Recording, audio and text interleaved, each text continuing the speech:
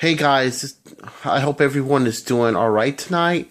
This is another one of my comic hauls and weekly pulls. I want to start with Wolverine and the X-Men. This is number 11. I believe there's just one more issue left in the series. It should be ending with number 12, and then it should be picked up as Spider-Man and the X-Men. Whatever is the last issue of Wolverine and the X-Men is going to be my last issue of this series. I'm not going to pull Spider-Man and the X-Men because with Wolverine gone, this is probably going to be one of the last Wolverine books that I'm going to pick up for a while. I didn't pick up any of the Death of Wolverine. If I do, it will be much later on, and I'm going to try to get them for cheap because I've gone through too many of these storylines with the death of a character. There really is no development with them, so I'm just picking up Wolverine and the X-Men just to complete that particular series. The story was alright. The girlfriend Melita of Logan, she's a very forgettable character. I don't even remember what issue was her first appearance. I just started picking up Wolverine a couple years ago. It must have been in between series or another series. And she was one of those characters that was in his life all of a sudden. And yeah, I'm done with Logan and Wolverine until he comes back, which may be sooner, much sooner than later, for what I can see. Next book that I picked up was Spawn number 1. I got this at my local comic shop. He was cleaning up his back room, and he found a short box of about 30 to 40 Spawn number 1s, and he was selling them for $5 a pop. So I got Spawn number 1 for $5. Next book that I picked up was All New X-Men number 33. I'm not a big fan of Miles Morales' Spider-Man. I am a big fan of the All New X-Men, and that is the only reason why I picked this series up. This is on my pull list. But I really don't even care about the Ultimate Universe. I haven't even picked up a Ultimate comic book since the Ultimate Series 3. Next book that I picked up was Death of Wolverine, Deadpool, and Captain America number 1. I recommend this book. I hope that even if you're not a Deadpool fan or a Captain America fan, it's a really good one-shot. I enjoyed myself. They had a good interaction between Captain America and Deadpool. Deadpool was funny. Steve was funny. Even though as you can see, this is Captain America aged. He was still able to fight Hydra agents, and it was pretty believable. Really liked this series, so I recommend Death of Wolverine, Deadpool, and Captain America. Next book that I picked up was Sinestro number 6. This is part of the Godhead. This is Act 1, Part 6. Sinestro is one of those, is a series that I continue to pick up. Haven't been disappointed at all. The writer's really good. The art was really good. I recommend that book. Next one that I picked up was Harley Quinn Annual 1. This is the New 52. This is the Polybag Rub and Smell Spectacular. I asked my local comic shop to hold this one for me. This is a bombshell variant, and I believe this is the international version, which has a Christmas tree on the warning.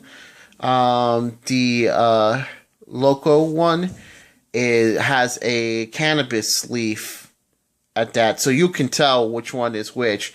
So this one is the international version, and I am not interested in picking up the other versions of this book. I did ask the comic shop owner if the day that this came out, did people start opening up the book just to rub and smell and look for that cannabis? He just laughed like, no, no one did that. He did have two of his employees look for that smell, but that was what they wanted to do. So it's curious. I'm gonna move on to the next one. I also got Green Arrow number 17. This should be the first appearance of Komodo.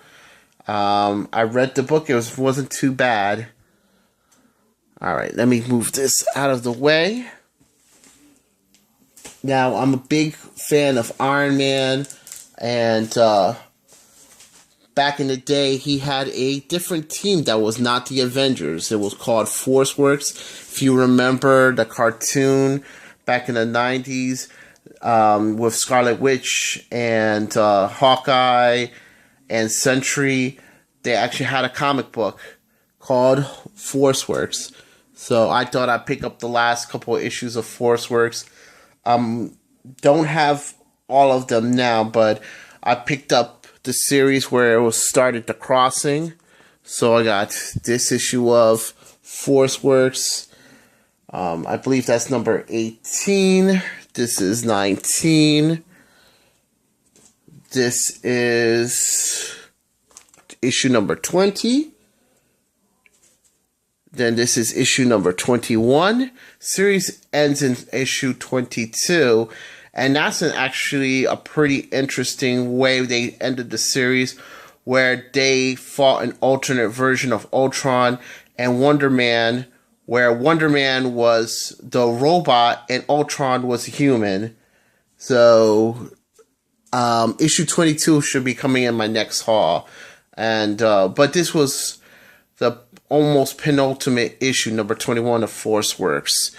Then I have this one. This is War Machine, and this is Iron Man versus War Machine with it was kind of like a symbiote armor that War Machine was wearing at the time. So more to that a little later. Then here's Iron Man 322. This is Iron Man 323. So all those issues that I showed you of Iron Man, War Machine, ForceWorks, they're all part of an Avengers series arc called The Crossover. That was back in my childhood, and I thought I'd go pick those up, and I'm going to try to finish that next month. I know everybody's been excited about the new Marvel movie, especially the announcements of the titles, and I happened to pick these books up for $20. It's the Infinity War series, because that will be the next one of the next Avengers movie. So that's Infinity War number 1. Here's number 2. Here's number 3. Here's number 4. Here's number 5. And here's number 6. And Infinity War is a continuation of the miniseries Infinity Gauntlet. And this is actually Adam Warlock against an evil version of himself called the Magus. And what the Magus did was use the cosmic cubes to make evil doubles of all the superheroes. So this was an interesting series where Spider-Man fought against his doppelganger, and that doppelganger actually survived the Infinity War and joined Carnage and Demo Goblin during Maximum Carnage. This really ran through some of the issues of Fantastic Four, where the Fantastic Four fought evil versions of themselves. It's one of the better series of Infinity Gauntlet, Infinity War. I recommend the series afterwards, where Adam Warlock fought against his good side, the Goddess. That was Infinity Crusade. Hold up, don't pick it up. If you can get them for $0.25 each, it's an alright read. But I recommend Infinity Gauntlet, Infinity War. So I was glad I picked these up. I picked up the series on eBay for like $20, so I'm pretty happy about that purchase. I got Suicide Squad #1, and I picked this up for $15 plus shipping. So I'm pretty happy of picking that up. Knights of the Dinner Table. This was a pickup that I got this week. That's issue number 214. I really like this series. As you can tell, this is like a homage cover swipe from the Avengers movie.